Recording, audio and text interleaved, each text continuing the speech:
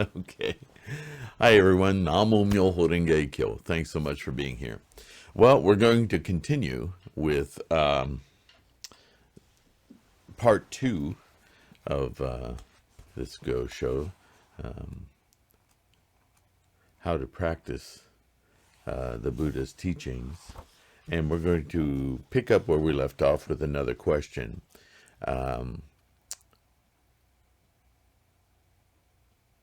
I'm going to go ahead and add another preface to this part, this question. It'll seem really obvious to you, I think, but I want to set your mind up for the applicable knowledge that we're going to investigate here with Nichiren's Gosho on practicing the Buddha's teaching. This question and his answer refer to the difference between shoju and shakabuku. And I know this is something that everyone I've known who's practiced Nichiren Buddhism struggles with. And the preface that I want to make is that, once again, I want to remind you that Buddhism is about the mind. It's about what goes on in our mind. And our mind is constantly embattled. Whether you practice Buddhism or not, as a human being, you know there are constant battles going on in your mind. What do I mean by that? Well, we influence others, but we're not very much in tune, if at all, with the way that we influence others until we try to convince others of something or some thought or some way of doing things that we are convinced ourselves is correct. And we employ all manner of language and our physicality, the way we look at someone, the way that we try to convince. Well, that's influence, because the other person, which we are often, hears what we are told, and we do it all the time. Somebody can tell us something very casually, and it affects us deeply, and we can't stop thinking about it. And we go to bed at night, and we think about it over and over and over. What did she mean? What did he mean? What does that mean for me? And do I believe that? How do I use that? La la la la la la. This is the human mind, right? And so when Buddhism refers to shoju and shakabuku, it's talking about those internal mental battles. Now, sometimes they come out of our mind and they actually get expression between ourselves and other people, other minds. But it is a mental activity, and it leads to actions, whether they're new thoughts or new ways of doing things, or expressing our convictions and our ways of influencing others as well as ourselves. So understand that when we talk about shoju and shakabuku, when it relates to Buddhism, we're talking about our bodhisattva behavior. And I deal with this all the time. I put myself out there like this, public videos. And so I occasionally get people who want to take me to task. And practicing shoju is my creating the videos and the documents that I put online in my public persona, how I allow the teachings to come through me to influence others. But sometimes others fire back thinking that they can. Usually it's because they have deep questions and they want answers, and I always do my best, and this is the challenge of Buddhism, is to it helps me become a better scholar, because I have to know of what I speak. I can't just offer opinions. I have to be able, like Nichiren, as my example, back it up. Well, this is what this says. This is not me saying this. This is Nichiren saying this, or Shakyamuni saying this, or Nagarjuna saying this. And I will say it in my own way. I will own that. And that means that sometimes I may misspeak. It happens less and less the longer I practice and the more I do these kinds of things. And that's, to me, that's the Buddhist compassion. That's being able to take hard questions and look within your own scholarship and be able to answer those things, or sometimes be able to say, you know what, I'm not certain, or I don't know that I know that well enough. Let me research it. Thank you, and I'll get back to you. Right? That's, to me, all of that falls under shoju. When it starts to slip away from shoju is in two ways. If I break down, or you break down, or any of us break down in our minds, thinking and letting doubt take over our thinking instead of turning that influence into an impetus for scholarship, to do more research, to know for yourselves, that's positive. But if it turns into, oh, maybe this doesn't make sense, maybe I shouldn't say that, maybe this is something I don't, then it starts being destructive. Do you see? So when people talk about the literal, excuse me, scratchy nose. When people talk about the literal meaning of shakabuku, breaking bones, what that is as a mental exercise, though, is that we have to break that habit. We have to stop it in its tracks and go, no, don't do that. Research it, find out so that you can know. Don't let that doubt take you over and start to destroy your very resolve. That's the thing that we're always having, constantly reading in the Gosho, certainly, to maintain resolve, because that's what leads you to your awakening and holds on to your awakening, holds on to your Buddhahood, right? Is resolve. So when something starts to attack your resolve, and that's usually from inside, stop it. Do something to contravene that. Read a Gosho. Chase down a term that is, if you can lock into the one word in something that you heard or you thought that is unresolved or vexing you, dig deep into that word. Just go down the dictionary. Just start there. That's shakabuku. But shakabuku is also when you encounter others who are trying to influence you negatively, whether they're aware of that or not. So that's where it can be tricky. It's tricky in our own minds, but it's also tricky when you're dealing with others, because we really don't know the depths at which people are influencing themselves or are being influenced by others being not just people, but writings and sources, right? And so, in a way, there's an opportunity for you and I to learn, but you need to know when to pull the plug, is, I guess, what I'm getting to. So as we practice the Lotus Sutra is very much taken by Nichiren as evidence that shakabuku is appropriate for his time. Well, look at his time. They went from emperors to shogunate. They're dealing with a super authoritative, violent governance. And so that's pretty confrontational. If you meet somebody who doesn't agree with you, they could kill you. So to save your own life, you may have to be quite verbose and pleading and making logical arguments to counter that kind of an influence, right? An influence to die. So shakabuku takes on a very visceral meaning for Nichiren in his day. So he's very adamant about this, but the point he makes is very valid, because the Lotus Sutra is about no other teaching. This is the one vehicle. So the Lotus Sutra, that teaching of Shakyamuni's, is very much the period on the book written if you will, of all of his teachings. He says, okay, this is it. This is the one teaching. Stop messing around. Everything I said before was preparatory. This is it.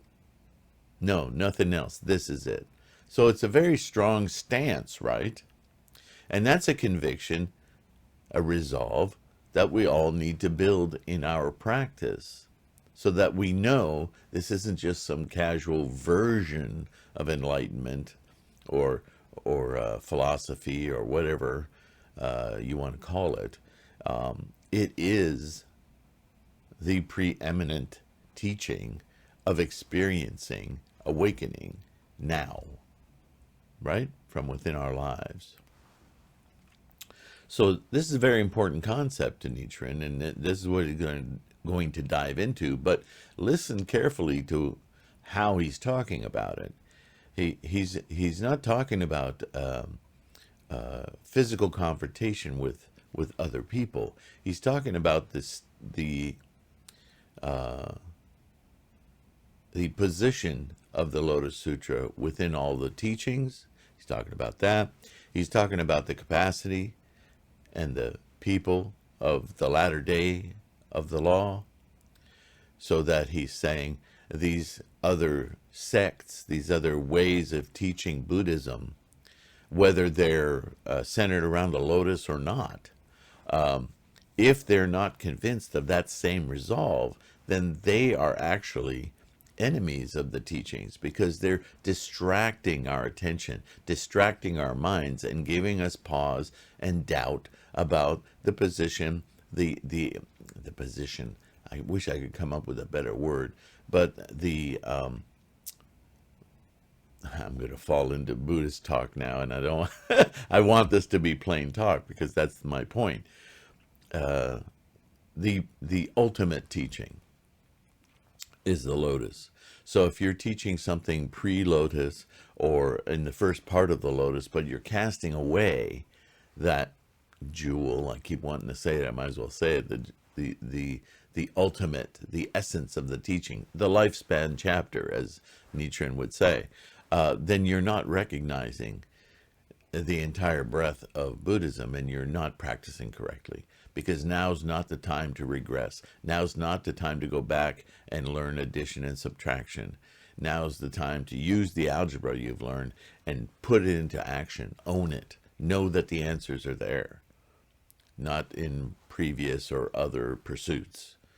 So this is a shakabuku. This very answer that Nichiren's going to give is a shakabuku. Do you see what I'm saying? It's a mental exercise of conviction and resolve. Shoju is also a resolve, but it's a much more easygoing one. Student-teacher, teacher-student. You want to learn, somebody is offering you knowledge. You want to learn, therefore you have questions that expands the teacher's knowledge and ability to deepen their own understanding as they explain to you. So that's a gentle exchange of resolve, information, method of practice. Understanding is a gentle thing, but convincing is a more difficult thing. And this is what, when you first start to practice, or even years after you started to practice, the question constantly arises. This is all well and good, and I understand you, and thank you so much, Sifu, for teaching me this, but I have no idea how I would approach teaching someone else. It scares the death out of me. Well, yeah, it's you have to have a depth of conviction, and it's different for all of us, in order to then talk to somebody else about our practice. It makes us quite vulnerable, right? So to some of us, that vulnerability isn't that scary, because we know we'll just go look it up. We don't want to make up answers, right? But we want to know from what we speak. For others, you need a tremendous amount of study to build that conviction, so that when somebody asks you a question, you don't feel emotionally disturbed or worried, or you don't lose any of your conviction, and you simply answer from what you know. Or you admit, well, I'm not sure about that. Let me look into it and I'll get back to you. But thanks for asking the question, right? But that's not comfortable for everyone. So this Shoju Shakabuku happens internally too, because we're going to be influenced simply by questions asked of us. And if we're not ready to answer that, do we make up an answer? No, terrible. Don't want to do that. We don't want to confuse. Look, we don't want to confuse ourselves, but we don't want to confuse somebody else. And we're creating a terrible situation there, right? Because they're being influenced by what we're saying. So we want to make sure that we know what we're talking about. Very valid. But the way out of that isn't to try to cover it up. It's to admit, oh, that's a really good question. I haven't thought about it that way before. Let me get back to you on it. That's very honorable and truthful, right? So this battle, Shakabuku Shoju, I just want you to keep in mind that this is something that transmutes all the time. Nichiren had a reason in his culture and his society at the time, which is not unlike ours. But we have a larger populace, and we have a larger scale, gray scale of experience and knowledge in people. So it's not an either or. It's a constant roller coaster, if you will. There are days and there are moments when things come easily, and there are other moments when things pop out of nowhere, and you have to be prepared for those moments and know how to react. Right? And so saying I need to look into something to get back to you is a form of shakabuku, because first of all, it admits that a little wave of doubt went through the air, and we're not going to let that doubt continue. We're not going to let that or compound it. We're going to assail it straight on, and we're going to find the answer for it so that our minds can be secure and confident, yours and mine. Right? Shoju is softer than that. It says question, answer, like this method. But it also says question, answer doubts can arise from Q&A. And those doubts need to be addressed. And if they can't be addressed in that moment, then they need to be addressed through scholarship. And that will end that doubt, rather than prolong it or mutate it and let it grow into something that can be very negative. We want to address it immediately. This is doubt. Let's answer it, and let's know from what we speak. So this is very important in Buddhism, because we're confronted with this all the time in our daily lives, in everything. This is how influence works. So this is all about resolve. And now, with all of that as a preface, that's almost a video in itself, sorry. But this is very important to a lot of people. So let's get into it. Question. Then would it be wrong to say that resolute mind and conviction in any sutra or any Buddha of the expedient and provisional teachings equals resolute mind and conviction in the Lotus Sutra? But what of those who believe only in the Lotus Sutra and carry out the 5 practices set forth in the sutra, or follow the practices described in the Peaceful Practices chapter? Could we not say that their practice accords with the Buddha's teachings? So here we go. Answer. Anyone who practices Buddhism should first understand the 2 types of practice, Shoju and Shakabuku. All the sutras and treatises fall into one or the other of these 2 categories. Though scholars in this country may have studied Buddhism extensively, they do not know which practice accords with the time. The 4 seasons continually repeat themselves. And that's no accident. He's talking about the time, but now he's breaking it down into 365 days. And he says there are 4 seasons. So this is something that's ongoing all the time, right? Continually repeat themselves, each in turn manifesting its own characteristics.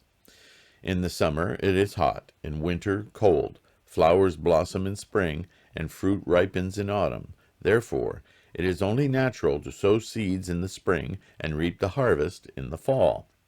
If one sowed in autumn, could one harvest in spring? Heavy clothing is useful in bitter cold, but of what use is it in a sweltering heat? A cool breeze is pleasant in summer, but what good is it in winter? Buddhism works in the same way. There is a time when the Hinayana teachings are disseminated for the benefit of humanity, a time when the provisional Mahayana doctrine were disseminated for the benefit of humanity, and a time when the true Mahayana teaching is spread to enable people to obtain the fruit of Buddhahood. The 2 millennia of the former and middle day of the law require the spread of Hinayana and provisional Mahayana teachings, but the first 500 years of the latter day call for only the Lotus Sutra, the pure and perfect teaching of the one vehicle of Buddhahood, to be spread abroad widely. As predicted by the Buddha, now is the age of quarrels and disputes, when the pure law becomes obscured and lost, and the provisional and true teachings are hopelessly confused. We certainly see that today, in everything, not just Buddhism. And this is what I was saying earlier. We're constantly going to be confronted with influences in our own minds and from outside our mind, from other minds, things that make us doubt or make them doubt, or call our resolve into question. And this can't be, you can't let it lie. So this is what this Gosho is about. When one must face enemies, one needs a sword, a stick, or a bow and arrows. When one has no enemies, however, such weapons are of no use at all. In this age, the provisional teachings have turned into enemies of the true teaching. When the time is right to propagate the teaching of the one vehicle, the provisional teachings become enemies. Why? Because they lead you astray. They don't lead you to the opening of the cavern you're in. They just have you fascinated with the walls and the rocks and the art, but you never get out of the cave. Analogies just come to me, okay? When they are a source of confusion, this is what I was saying, they must be thoroughly refuted from the standpoint of the true teaching. So in other words, you need to study more. You need to get rid of that doubt. You need to know from what is the one vehicle? What is the true way to manifest your own Buddhahood? You can't start dilly-dallying around other stuff just because it's convenient or somehow draws your attention, because that's what all of this is about. When something takes you away from your your objective, then it is chipping away at your resolve. It's influencing you away from the target. Of the 2 types of practice, this is Shakabuku, the practice of the Lotus Sutra. With good reason, Tendai stated, quote, "The Lotus Sutra is the teaching of Shakabuku, the refutation of provisional doctrines." The Lotus Sutra itself, if you remember reading through it, starts out, even in the preface, the Innumerable Meaning Sutra. I don't know why my nose is itching so much this morning. I apologize. But the Lotus Sutra is the teaching of Shakabuku, meaning it starts out, even in its preface, everything I've taught before, I have not taught this essential truth. This teaching supersedes everything I've taught before. I'm paraphrasing, but you know what I'm talking about. The 4 peaceful practices in the Peaceful Practices chapter correspond to Shoju. Now, these are chapters in the Lotus Sutra. So the Lotus Sutra does contain instruction on shoju from the perspective of the Lotus Sutra. To carry them out in this age would be as foolish as sowing seeds in winter and expecting to reap the harvest. Page turning karma. Yeah, harvest in spring. It is natural for a rooster to crow at dawn, but strange for him to crow at dusk. Now, when the true and the provisional teachings are utterly confused, it would be equally unnatural for one to seclude oneself in the mountain forest and carry out the peaceful practice of shoju without refuting the enemies of the Lotus Sutra. One would lose the chance to practice the Lotus Sutra. So he's referring here to earlier forms of, well, look, he was in the samurai age. In the samurai code, in the Bushido, when a samurai retires, he goes off in search of Satori. What's Satori? He's not Ronin. He's not a free agent running around without a master. He actually, what's the word I'm looking for? He drops all of that. He doesn't need a master anymore. He now is going to retreat to a cavern in the mountains and not be around anyone in search of his own Satori, his own enlightenment. This is a lot like Hinayana Buddhism and what an arhat is, right? It's practice for oneself. And although that had its day and its time, he is dealing with it, Nichiren is, in his environment as a predominant force from authoritarian governance, that this is the way you practice your craft, whatever it is in your life, to its utmost, and then at some point you weaken, you become more feeble, you cannot exercise that talent and that skill anymore, and so you retire. And when you retire, that is when you go off by yourself in the forest and you quietly search for your own enlightenment. It's not the time for that anymore, right? That doesn't work. You need bodhisattva practice. You need to help others. So by searching for your own enlightenment, you cut yourself off from teaching other people. Now, I'm not sure that that's a complete definition of shoju, but this is what Nichiren is addressing in his world at the time, is this idea that you learn what you have to and then you go off and you do it by yourself.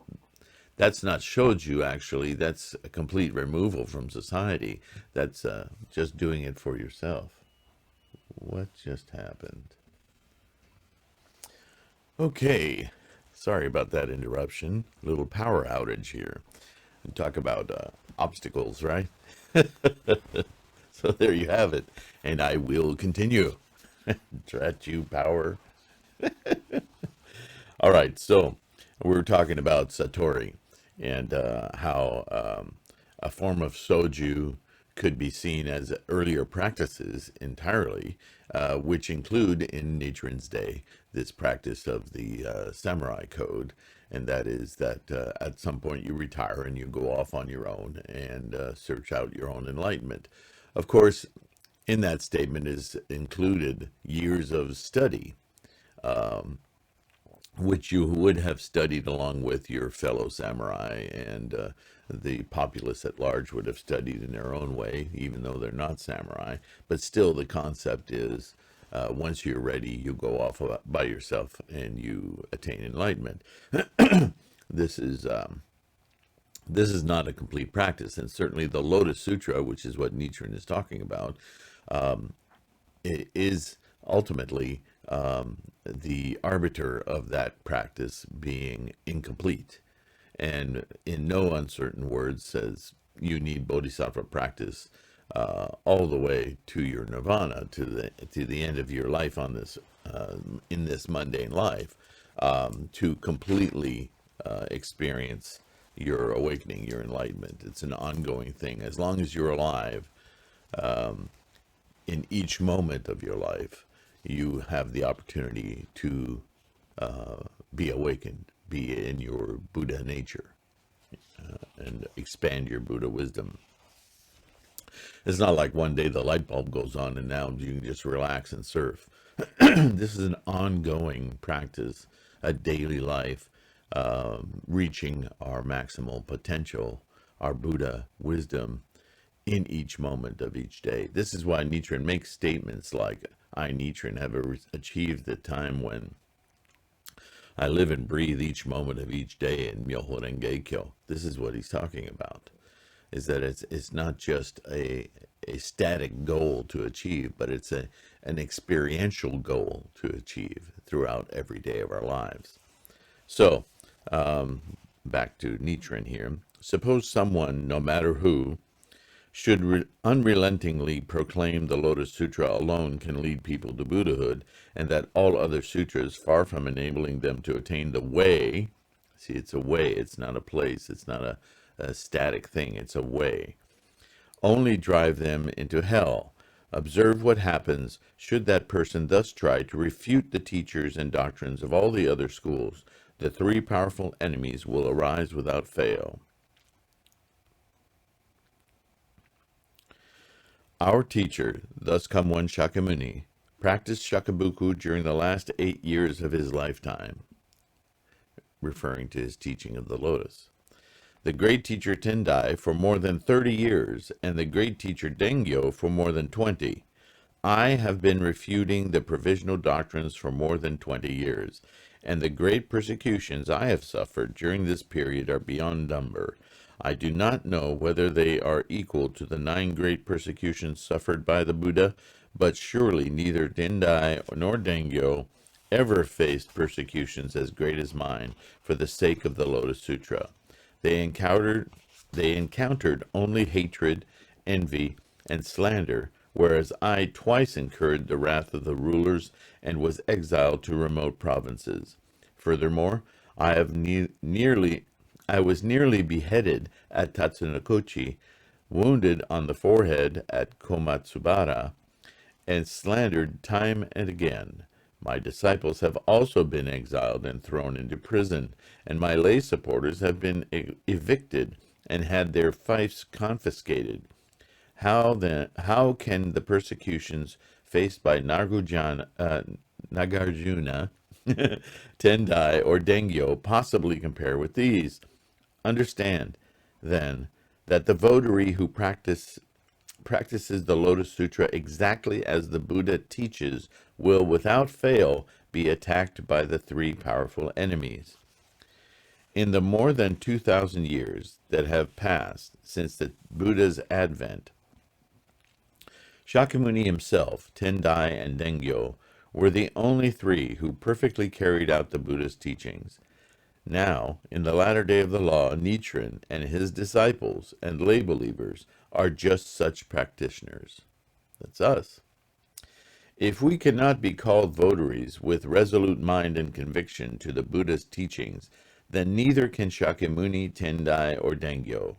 Could Devadatta, Kokalika, Sunakshatra, Kobo, Jikaku, Chisho, Shandao, Honen, Ryokan, and the others like them be called votaries of the Lotus Sutra? Could Shakyamuni Buddha, Tendai, Dengyo, or Nichiren and his disciples and lay believers be the practitioners of the Nembutsu, the true word, Zen, precepts, or other schools? Could the Lotus Sutra be called an expedient and provisional teaching, and the sutras of the Nembutsu and other schools be the Lotus Sutra? None of this could ever be possible. Even if East were to become West, and West become East, even if the earth and all its trees and plants were to fly up and become the heavens, and the sun and moon and the stars were to tumble down and become the earth, what a great pity it is that all the Japanese people are delighted to see Nichiren and his disciples and lay believers suffer at the hands of the three powerful enemies. What befell another yesterday may befall oneself today. Nichiren and his followers have but a short time to endure, merely the time it takes for frost or dew to vanish in the morning sun. When our prayers for Buddhahood, our meditations for Buddhahood, are answered, and we are dwelling in the true land of tranquil light, our Buddhahood, our Buddha nature, where we will experience the boundless joy of the law. Well, you can't experience if you're not here in human, right? What a pity we will feel for those who sink into the bottom of the great citadel of the Avicii hell and meet extreme suffering there. How they will envy us then. I guess we touched a nerve, Nichiren. But I'm not discounting what he's saying, please. Life flashes but in a moment. No matter how many terrible enemies you may encounter, banish all fears and never think of backsliding. You see how my preface makes sense here? This is about our mental attitude toward our practice. And we have to have this kind of resolve that is doubtless.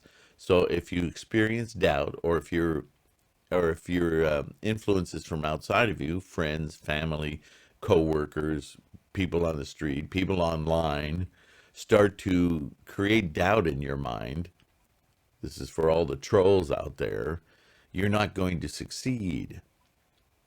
So you need to combat those doubts. And how do you combat those doubts? By deepening your conviction in the Lotus Sutra, because this is the ultimate teaching. Don't look elsewhere. Don't look out at provisional teachings to answer your doubts. Now that might seem like I'm going to, I'm going to interrupt this right now. That might seem contradictory to the teaching that you should study all of Buddhist thought and commentary and writings, as well as non-Buddhist. But it's not the same thing. Because in order to have deep conviction in the Lotus Sutra, you must study all of Buddhism. The Lotus Sutra only becomes more profound and more meaningful and wipes out great categories of doubt as you understand it more profoundly. So yes, study everything, but look for Buddhahood, look to your answers, look to the wiping out of your doubts only within the Lotus, because that is the ultimate teaching. That was the teaching that was meant from the beginning to be the answer to all human suffering. So you'll find it in the Lotus Sutra, in the practice of the Lotus Sutra, more specifically, the essential practice. But again, in order to understand that, you may have to study much more outside, in the provisional teachings, in earlier teachings. That's just not, the answer is not there. Your profundity of understanding of where the answer is requires that scholarship. Does this make sense? So I don't want you to be confused when he says, don't do anything else. He's not saying don't study. He's saying look for the answer, look for the immediate awakening and accomplishment of Buddhahood only within the practice of the Lotus Sutra. And this becomes circular, right? So I'm going to stop repeating myself. So let's continue. This is the last paragraph of this Gosho. Life flashes but in a moment. No matter how many terrible enemies you may encounter, banish all fears and never think of backsliding. This is your practice. Even if someone were to cut off your heads with a saw, impale our bodies with lances, or shackle our feet and bore them through with a gimlet, as long as we are alive, we must keep chanting Namu Myoho Renge Kyo, Namu Myoho Renge Kyo. Then, if we chant until the very moment of death, Shakyamuni, many treasures, and the Buddhas of the 10 directions will come to us instantly, exactly as they promised during the ceremony at Eagle Peak. Taking our hands and bearing us on their shoulders, they will carry us to Eagle Peak. The 2 sages, the 2 heavenly kings, and the 10 demon daughters will guard us, while all the heavenly gods and the benevolent deities will raise a canopy over our heads and unfurl banners on high. They will escort us under the protection of the treasure land of tranquil light. How can such a joy possibly be described? So, it's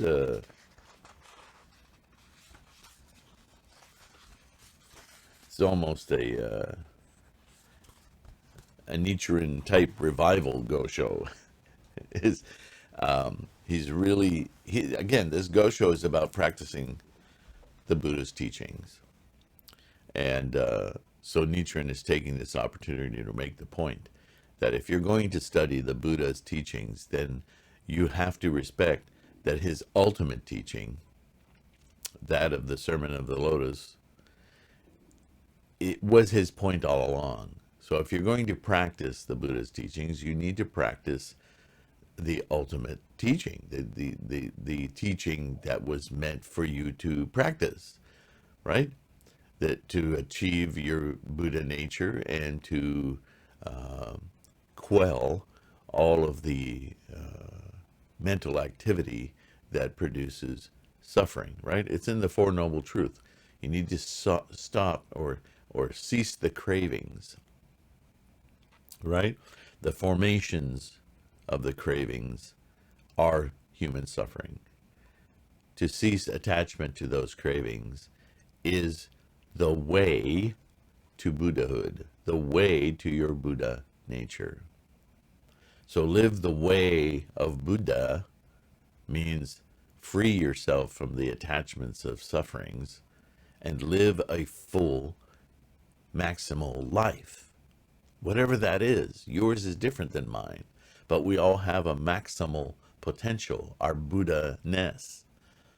Live in that rather than being distracted and filled with doubt by these other attachments to things that are ephemeral. They're temporary. Like it says, life is but a moment, right? You hear this cliche all the time. Life is short. But unlike the capitalist commercial buy use of that statement, life is short, then do everything. That's just attachment. That do everything is going to ensnare you in suffering. So yes, do have activities, but don't be attached to them like they are the answer. They are not. Your Buddhahood is the answer. All this other is just life experience. Don't get lost in it. Don't get too attached to it. Enjoy it. Enjoy it for what it is.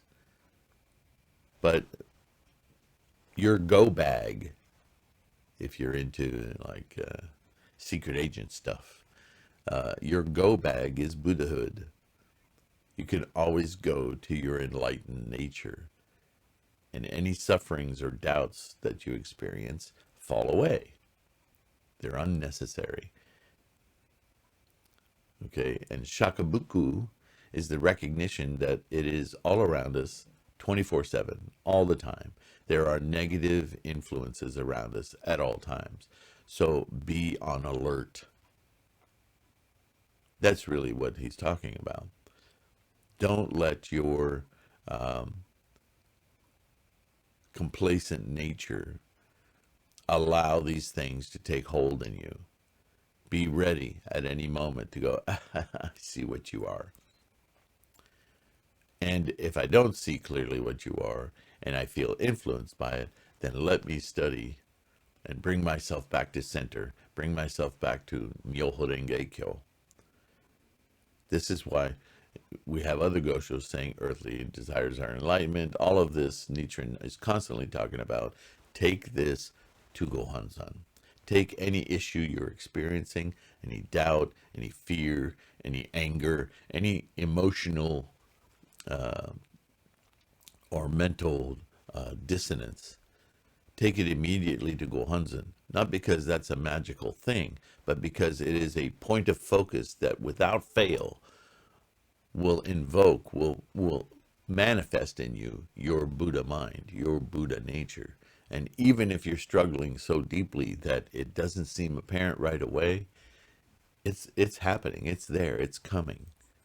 Just have confidence. Namo Myoho Renge Kyo. I have confidence that you're practicing magnificently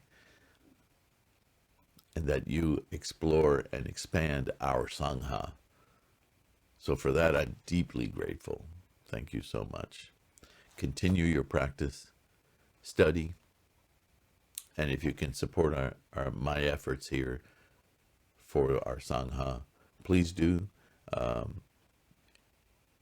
Anything is valuable, including simply your participation in listening to this as a podcast or watching this video. I thank you again from the bottom of my Ichinen. Namo Myoho Renge Kyo. Take care.